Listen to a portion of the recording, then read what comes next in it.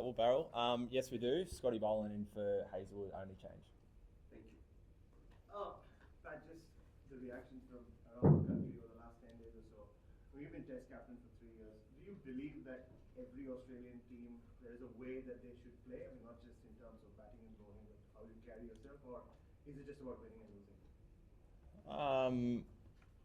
I don't really know about a certain Australian way. I think, I always try and work out what I think is best for, our guys, what's going to play to their strengths. And then, of course, you've got to, some responsibility to play a certain way, within, hopefully a style that the fans are liking and kids are wanting to tune in for. But, no, we don't tend to look too far in the past or forward. It's more about who's our 11 players, try and play to their strengths. Mitch Marsh hasn't bowled in the nets this week. Do you expect him to bowl in the match? Yep. Made the call with the medical team over the last couple of days, just give him another couple of days off bowling. But expect him to warm up and, if required, will bowl. And I'm guessing probably will be required at some point. Hi Pat, just the recent statement of Michael Clark about Virat Kohli, that Virat Kohli scoring century in the first test match is more scary, and considering his record in Adelaide, your thoughts? Honestly, don't really have too many thoughts on that. Sorry. Thank you. Yes, sir. Yeah. Pat, how difficult it is for you? There were multiple reports about there's divide in the dressing room. David Warner said few things to Alan Gilchrist's question, and then there were multiple things about Travis had said there's no division. But how do you see that? The whole statements and everything coming out. Josh Hazelwood saying few things. How do you see that? Look, the team's great. Some of the commentators got that 100% wrong. So team's great. We've prepared like we always do, get around each other. It's a great feeling around the team. We don't make too much of it. How's Marnus sort of been tracking this week? Have you noticed anything different in him in the last few days? He's training well like he always does, hitting millions of balls. I think it's pretty impossible to kind of dismiss or ignore some of the kind of commentary around perhaps being a little bit more proactive. So I think you've seen that side of him in the nets. I think, the challenge is always going out there and making sure you keep that mindset. But he's been great like he always is, always working on things, trying to plan, how he's going to score his 100 this test. Pat, you 1-0 down. It's obviously, you don't want to think too far ahead, but it's enormous to come back from 2-0 down. How much pressure on the team is it to bounce back and level this series here in Adelaide? I think any test match there's pressure. When you're down, there's a little bit more, especially when you're at home.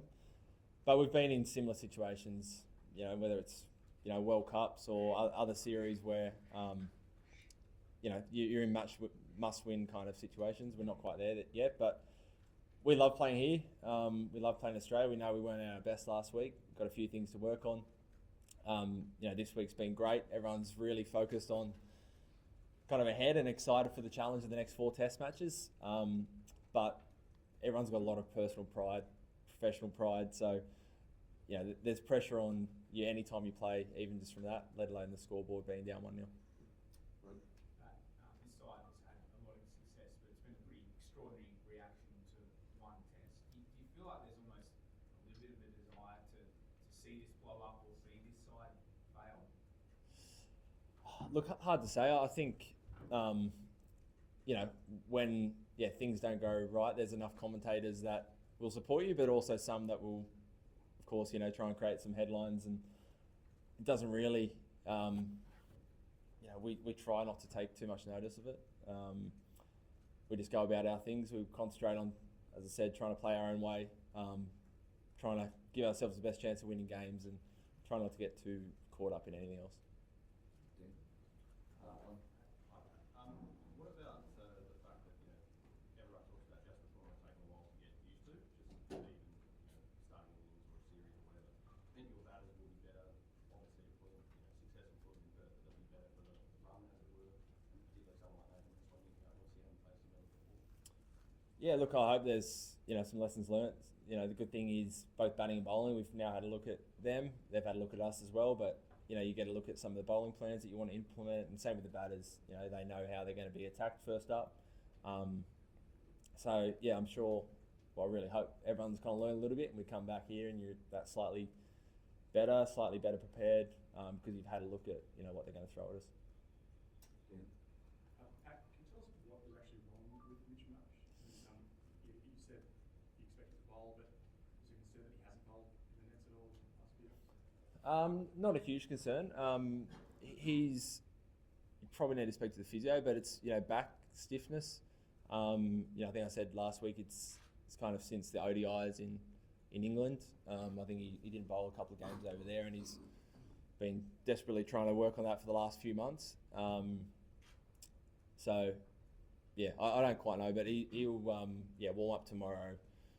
Yeah, pretty confident that prioritise his overs for the games rather than kind of using up some of them in the nets. Right, 135 balls in the second innings as well. So this break between matches, has it helped you also physically as well? Yeah, absolutely. Any break in between test matches is welcome. It gives us a chance to, although we went home, you spend a few days in the gym, a few days recovery, and it's very rare after one test match you get that break. So it almost feels like, again, you're starting your second test as though it's the first test of a series. Feel in really good shape. Obviously missing Joshy's, a shame for this one, but he'll be right for the next one hopefully. But for Starkey and I, who bowled quite a bit in eighth, we feel in great shape for this one.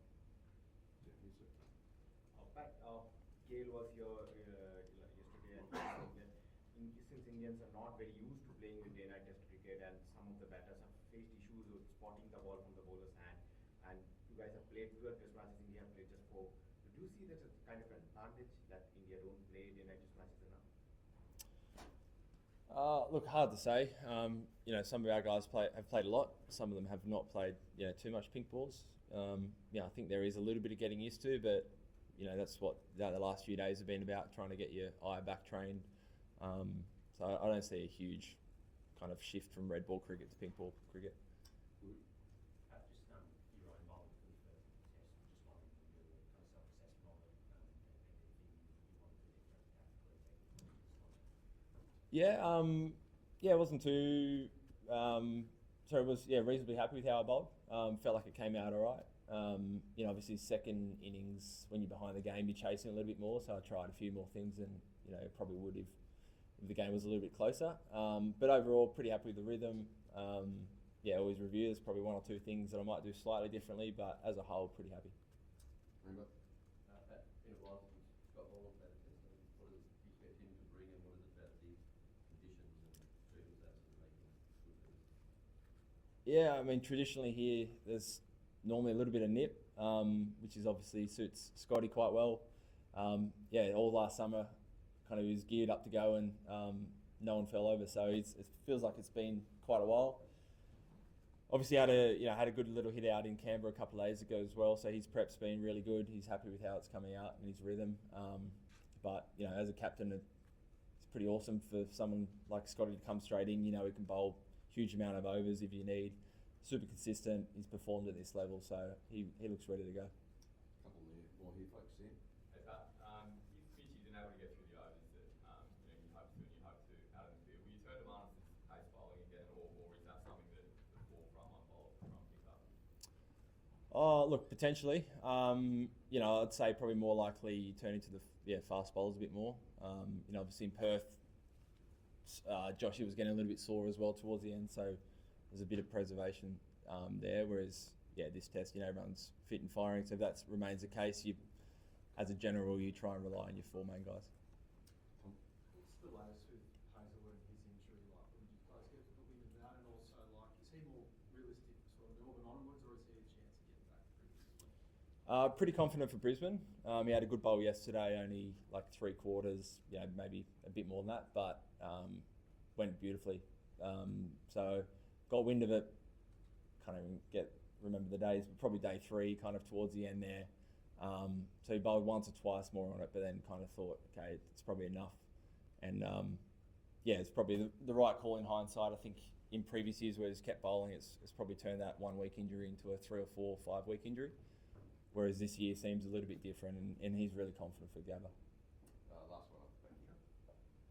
Pat, Australia has got a phenomenal record at Adelaide Oval, and the same was the case in Perth, but they were humbled in Perth. India, just before coming to Australia, they were humbled in their own backyard. Do you think that in modern cricket, the home advantage is slightly overrated? Look, yeah, it's hard to know. You know, for us, we played a lot in India in all formats, and I know India come out here, and even if it's not Test matches, this feels like there's a ODI series or something out here every year. So perhaps they're not as foreign as they used to be conditions. I think modern day players are very adaptable as well. You've got to learn to play all around the world, and you can adapt pretty quickly. So probably can't speak for years and years ago, but it feels like there's certainly home advantages, but maybe not super pronounced. Great. Thanks, everyone. Thank you. Thank you. Thank you.